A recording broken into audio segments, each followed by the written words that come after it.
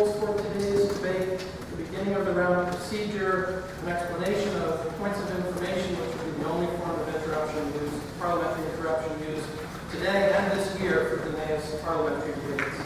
The speaker timekeeper script and score sheet, but we thought it would be good to try and model some of this for you, and this is unrehearsed, so we'll hope for the best here. The beginning of the round begins with a coin toss, okay? And so I would ask, as the judge in the room, for somebody to call it tails. And it is tails. So which would you like to pick? Would you like to pick side or resolution?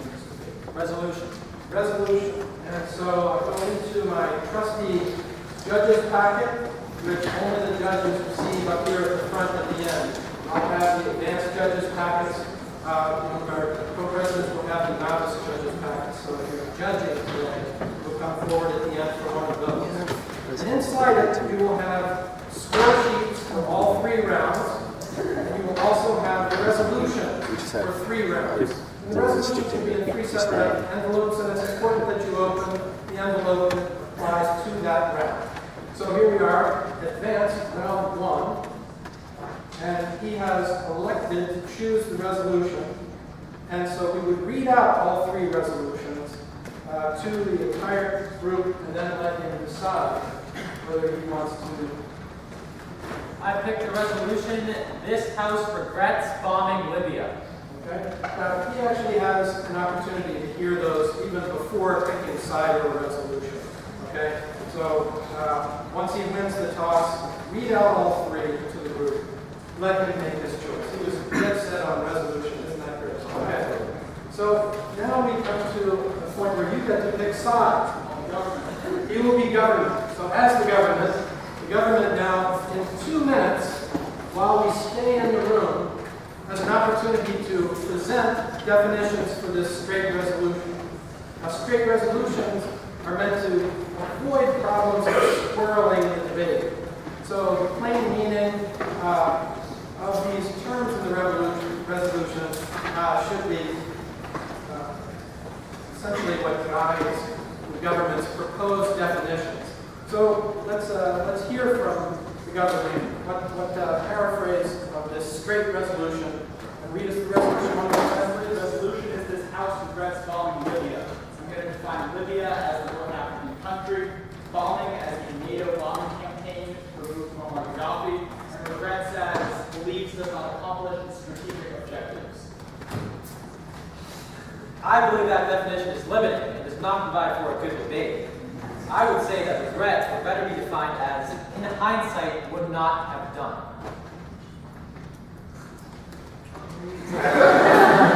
Not sure what to do. I'm a new coach. Speaker timekeeper, please go get the tournament director.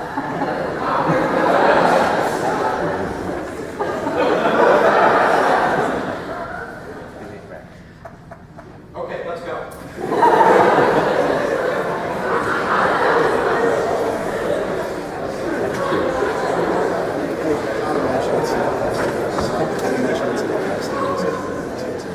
All right.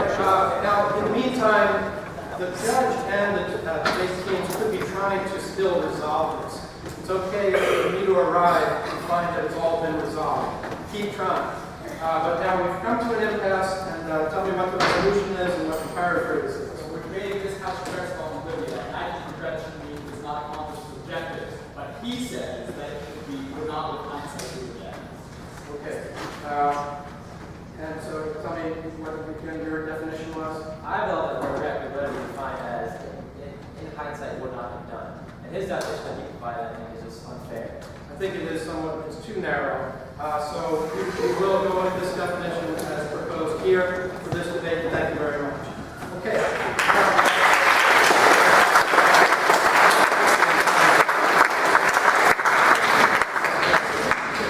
Don't panic. If you are new to this as a judge, you just can't adjudicate. You should dispatch your speaker timekeeper to come and get me, the tournament director.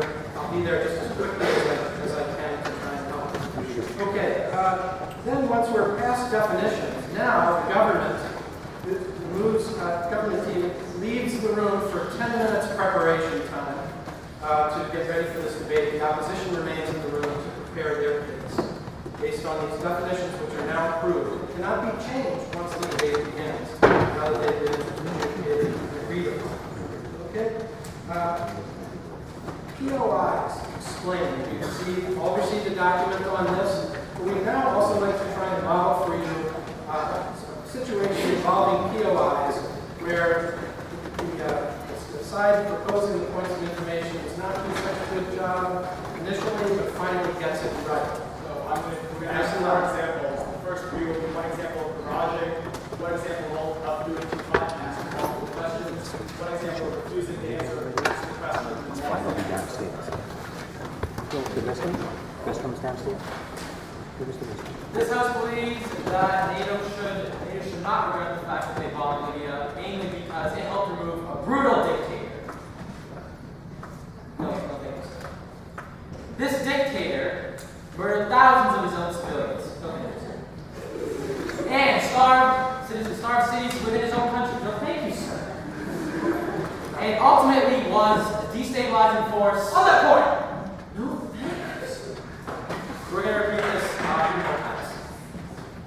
This House believes that NATO should not regret bombing Libya because it helped remove a brutal dictator that murdered thousands of his own civilians. Yes, sir. Well, the honorable gentleman just said that it removed a brutal dictator that murdered thousands of civilians. But first of all, he forgets that NATO also murdered thousands of civilians. And again, he leaves a whole rash of questions unanswered. Why not remove all the other brutal dictators?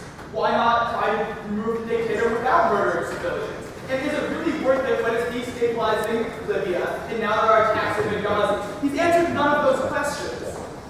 All right, just to make a quick point. The first was barraging. You can't just be constantly standing on a point of information when you're being rejected just one after another. The second example was one where there doesn't seem to be a question. There are a lot of comments that are being made by the person who would like to introduce a point of information from the government side, but instead he's getting into speech making. So both are incorrect uses of feelings. One more time. This House should not regret the bombing of Syria because it helped remove a dictator that murdered thousands of his own civilians. The international community had a moral obligation to intervene and bomb Libya. Mr. Speaker, the honorable gentleman assumes something which is simply not true. It is not accepted in international law that the international community has any moral obligation to intervene. And in fact, the intervention went beyond what the Security Council said they could do. Again, there's no question. So we're getting to it as it should proceed in the debate today. This House should not regret the bombing of Libya because it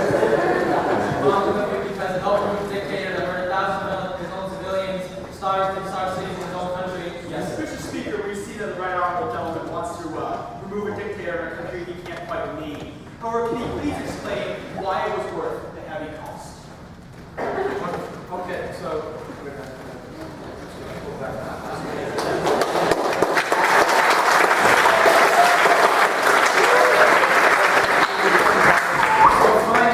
had a short preface followed by a pointed question as a point of information for the speaker, and it was less than 15 seconds. That's a nice guideline for you to try and follow, please. Okay? The judges, as well as the speaker timekeepers, have the speaker timekeeper script for today, and they will be the ones in the room who are keeping track of time, the speaker timekeepers, and banging the table when the time begins for allowing POIs and when it ends.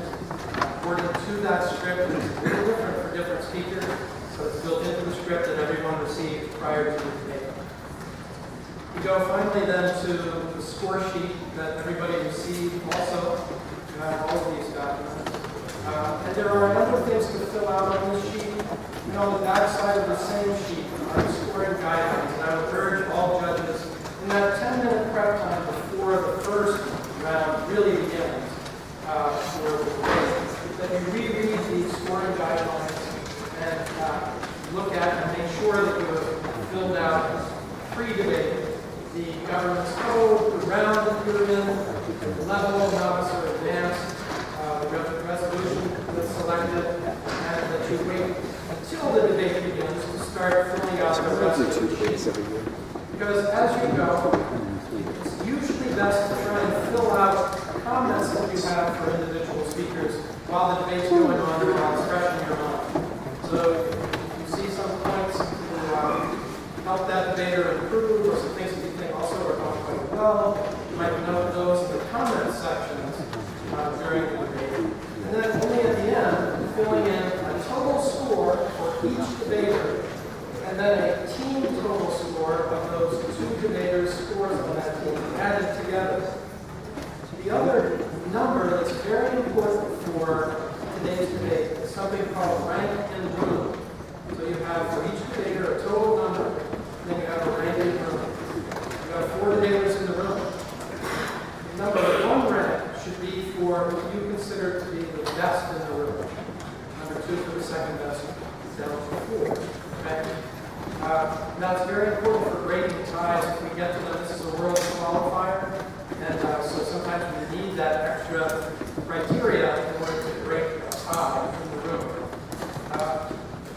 The other point that I'd like to make, again, this is on the scoring guide on the back. It's very important to read these during a 10-minute prep time.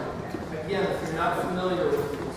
We're scoring each debater today somewhere between 70 as the lowest out of 100, and generally speaking, 95 is the highest for somebody out of 100 in your room. So whole numbers only, please. There's no decimals. You have to have whole numbers between 70 and 95. As you'll see on the scoring guidelines on the back of your scorecard, if you're doing somebody above 95, that person is among the very best debaters you will ever see, and should really receive an award today. This in humorous terms would be a lawyer who will not only get you acquitted of murder, even when the state has mountains of rock-solid evidence against you, but she or he will successfully sue the state for harassing you. So you've got to have someone who's really, really good. Okay? 70 to 74, a weak performance, there's greater explanation of that. 75 to 79, a flawed performance, criteria to look at. 80 to 84, an average performance. 85 to 89, an accomplished debater, minor flaws, etc. 90 to 94, an outstanding performance at every level. 95 plus, the rare bird gets the above 95. Okay? There are categories, individual categories also on the score sheet for you to offer assessment of the debater's performance. You might be putting those in, as the speaker is talking as well, for organization, analysis, logic, evidence, reputation, and delivery. They're not points, they're just single letters, a W for weak in that category, NI for needs improvement. Those are all at your discretion, and they need not add up to, in some fashion, be reconciled precisely with the number that you give to that debater between 70 and let's say 95, right? But this is to aid the debater on the ride home, beyond your comments to say, hey, this judge thought I was weak in that area, or strong in that area. Okay?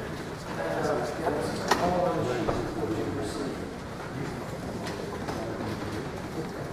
At the end of each round, we ask that you fill out these sheets promptly so the speaker timekeeper can take them to the tab room and have them checked. If there's a problem with the ballot that we filled out as judge, we're going to send your speaker timekeeper back to you to say, we need to fix these things.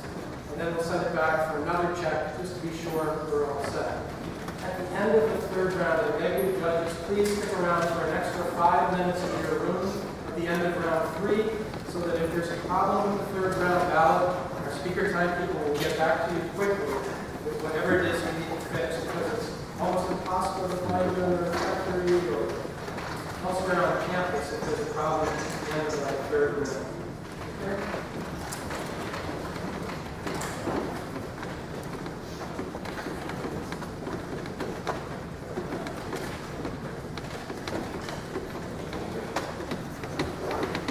Are there any questions